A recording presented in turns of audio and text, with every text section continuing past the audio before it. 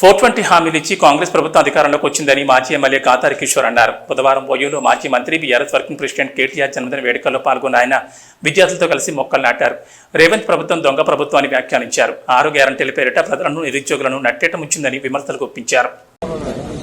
భారత రాష్ట్ర సమితి కార్యనిర్వాహక అధ్యక్షులు, తెలంగాణ రాష్ట్ర తొలి ఐటీ శాఖ మంత్రులు శ్రీయులు కల్వకుంట్ల రామారావు గారి జన్మదినాన్ని పురస్కరించుకొని ఆర్ట్స్ కళాశాల సమీపంలో బీఆర్ఎస్పీ ఆధ్వర్యంలో మొక్కను నాటి అదేవిధంగా కేకును కట్ చేసి వారికి మా అందరి తరఫున మీ ద్వారా హృదయపూర్వకమైనటువంటి జన్మదిన శుభాకాంక్షలు తెలియజేస్తాం. తెలంగాణ రాష్ట్ర సాధనలో ఉద్యమకారునిగా కీలక పాత్ర పోషించి తెలంగాణ జాతిపిత కొడుకుగా అహర్నిశలు శ్రమిస్తూ కేసులు పెట్టుకుని జైలుకు పోయి తెలంగాణ ఉద్యమకారునిగా గుర్తింపు పొంది అదే సందర్భంలో ప్రజల చేత ఎన్నుకోబడి శాసనసభ్యునిగా తర్వాత మంత్రిగా 10 సంవత్సరాలు తెలంగాణ రాష్ట్రానికి బాధ్యతలు నిర్వహించి అది ఇండస్ట్రీస్ విషయంలో కానివ్వండి, ఐటీ విషయంలో కానివ్వండి, ప్రపంచంలోనే తెలంగాణ పటాన్ని చూపించినటువంటి మా యువకులకందరికీ ఆదర్శపడినటువంటి రామారావు గారికి నిజంగా ధన్యవాదాలు తెలియజేస్తా ఉన్నాం. అదే సందర్భంలో ఇప్పుడు ఏర్పడ్డటువంటి కొత్త ప్రభుత్వం ఏదైతుందో దొంగ ప్రభుత్వం, రేవంత్ ప్రభుత్వం, రండ ప్రభుత్వం, ఇప్పుడు వీరు నిరుద్యోగులను, ఉద్యోగులను, రైతులను అందరినీ మోసం చేస్తూ ముందుకు పోతున్నటువంటి సందర్భం చూస్తున్నాం. అసెంబ్లీలో కూడా రేపు బడ్జెట్ ప్రవేశపెట్టబోతా ఉన్నారు. మరి దాంట్లో ఏం చెప్పబోతున్నారని కూడా ప్రజలందరూ కూడా ఎదురు చూస్తా ఉన్నారు.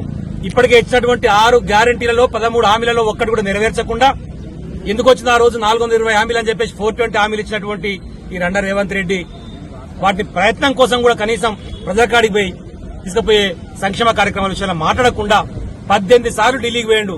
ఇప్పటివరకు కాన్స్టిట్యూన్సీకి 18 సార్లు పోలేదు, కనీసం హైదరాబాద్ ఇచ్చిపెట్టి 18 సార్లు పోలేదు.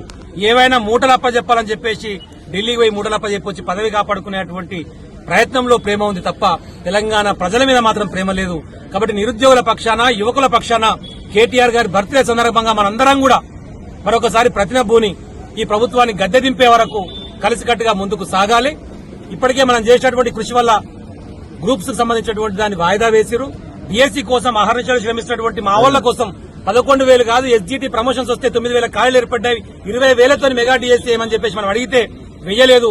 ఇప్పటికైనా ఆర్ట్స్ కళాశాల వేదిక నుంచి వారికి చెప్తా ఉన్నాం, దయచేసి నిరుద్యోగులకు సంబంధించినటువంటి మీరు ఇచ్చినటువంటి మాటకు కట్టుబడి అది నిరుద్యోగ భృతి అయినా, విద్యానిధి కింద 5 లక్షల విషయంలో అయినా, ఏ మాటలు చెప్పారో అమ్మాయిలకు ఇచ్చే స్కూటీల విషయంలో అయినా వాటన్నింటినీ పరిష్కారం కోసం ప్రయత్నం చేయండి దయచేసి. లేకపోతే ఉస్మానియా వేదికగా మరొకసారి తెలంగాణ ఉద్యమం మొదలవుతుంది.